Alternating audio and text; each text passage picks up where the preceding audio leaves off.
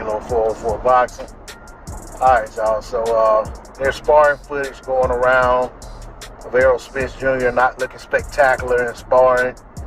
And, you know, a lot of the critics and naysayers, haters, or whatever you want to call them, decided to come out and overly and heavily critique that those little snippets of sparring footage, and basically, you know, lay claims that somehow, you know, is foreseeing or showing that Errol's gonna have problems with Pacquiao, or that he's not gonna win the fight or look good against Pacquiao. You know, I will come out and say right here, and I've said it before, I'm not of the belief that Errol Spence Jr. just goes in there and just has his way with Manny Pacquiao and it's going to just be another day in the office. But that has nothing to do with Errol Spence Jr. or the sparring footage or anything of that nature. It has to do with, you know, me realizing that Pacquiao is a very exceptional, very special fighter, and he's not just some guy that goes out and just gonna get dominated quite easily, you know. But with that said, I do feel that Errol Spence Jr. has his advantages in there, and when he's working his advantages to his favor, it's going to show, and in those spots he's probably going to look like he's having a very easy time with Manny Pacquiao. And I think there's things that Pacquiao has that work to his advantages, and when he's able to get into that rhythm, in those spots it's going to look like he's having some easy moments with Errol Spence Jr. But ultimately, I think these guys are well matched, and I think it's going to take the late half of the fight before Errol can really pull away, if he pulls away.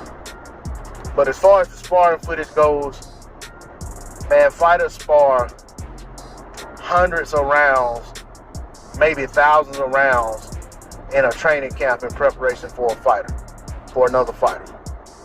So for me to look at a few seconds of different sparring sessions and formulate an assessment on how a fighter is going to match up versus another fighter who stylistically looks nothing like the guys in the sparring footage that we saw, or that I saw, would be foolhardy. I think this is just a case of people who feel a certain way about Errol Spence Jr., or maybe they feel a certain way about Pacquiao, and they're using whatever they can find to substantiate their position on how they think the fight will fare, how they think the fight will play out. But when it all boils down to it, these guys have a signed fight. We're hopeful that nothing happens to derail it, and that in a few weeks, these guys will be in the ring, and we'll get to see how they match up against one another. Our opinions of how the fight plays out, our theories about the fighters, about training camp, about sparring footage, all of that will go out the window, because we'll have an actual fight and we'll get to actually see who's the better man on fight night. And how one fighter's sparring footage look versus another fighter's sparring footage, is going to be irrelevant at that point. It's going to be mano a mano, the best man will win, and that's what it's going to boil down to.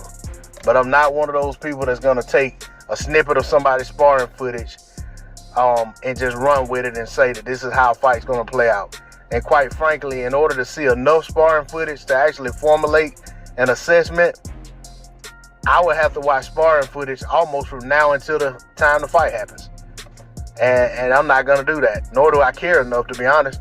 I care enough to spend my little money, click that button on the remote, and watch the fight. That's all I got to say on it. D-Lo 404 Boxing. Like, share, comment, subscribe. I'm out. Peace.